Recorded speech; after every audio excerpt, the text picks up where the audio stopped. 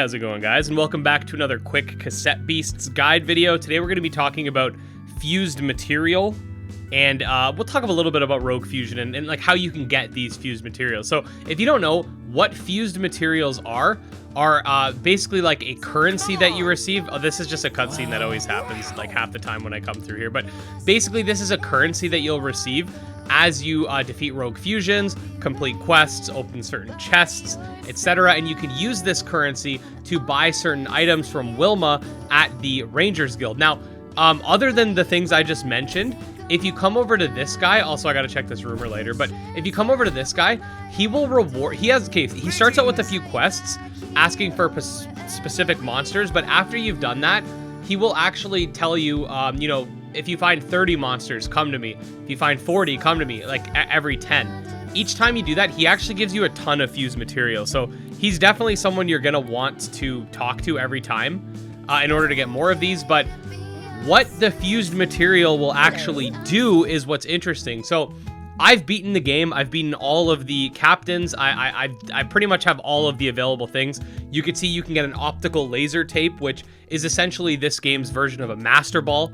You have a ritual candle, which I haven't really looked too much into this, but it seems like it does have a chance to contain a bootleg that is either the type of species or the tape that you sacrifice. So, you know, shiny hunting guide coming at some point. But you also have the starter tapes, which I did do a video about earlier, I believe. I'm not sure about my upload schedule, but either this video is coming out first or that one's coming out first, not sure. You could also increase the potency of your various overworld abilities. Not in the way you'd think. It doesn't make them better outside of battle, but it will do things when using them in battle. You can make the dash actually inflict damage before you get into a battle. This will actually give you more AP when you start battles. This one will give you a plant wall when you start battles, etc. You also have, you know, increases to your bag space, because when you start, you can only hold 5 rewinds, for example. You can increase that. A ton of these different ones. You can get extra gym points. We're going to talk about that in a minute, because you won't see the gym pass here, which will be here if you're new to the game. There's a gym pass you can buy.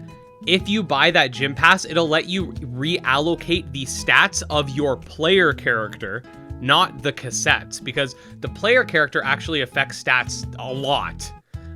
So we'll get into the gym aspect in a second, but you need 6 Ranger captains to even get the pass. So if you don't have that, you can't do that yet. But you'll also be able to add stock to the various merchants in town. You'll be able to get discounts. This is one I think you guys should get early on. You can upgrade how good your cassette player is. So this will upgrade the microphone, because, you know, recording. You can get a fusion meter mod, which will increase your fusion meter by 5% each time you increase it. This one will actually make your fusion meter increase every time you land a type advantage, every time you get a critical hit, every time you win. If you want fusion to happen a lot, these are really good. I haven't really had use for them personally. I don't use fusion that much, but this recording mod is pretty cool. Whenever your fusion meter is full, the microphone will actually increase the chance of your ability to record something. So this, in tandem with the microphone upgrade, is really good if you're not spamming your fusions every time you can.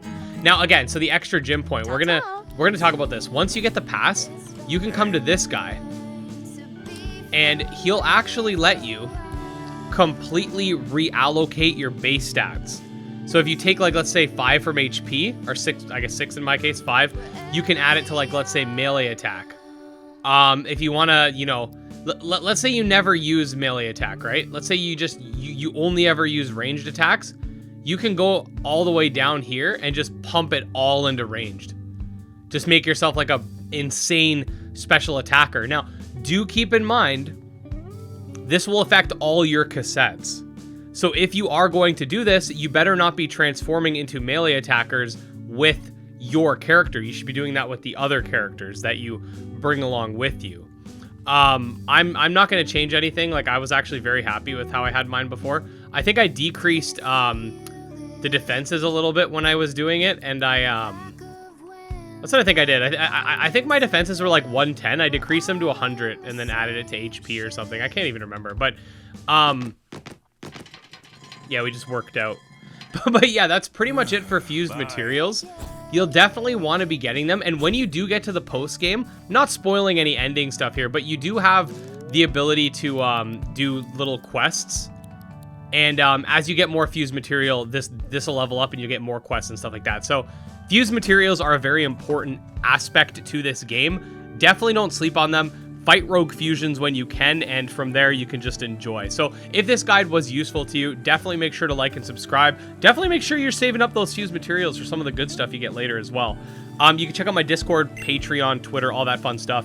And special thanks to my patrons, especially Jim Hamilton, Dro Ghost, Dark Persona Exodus, and Candy Morency.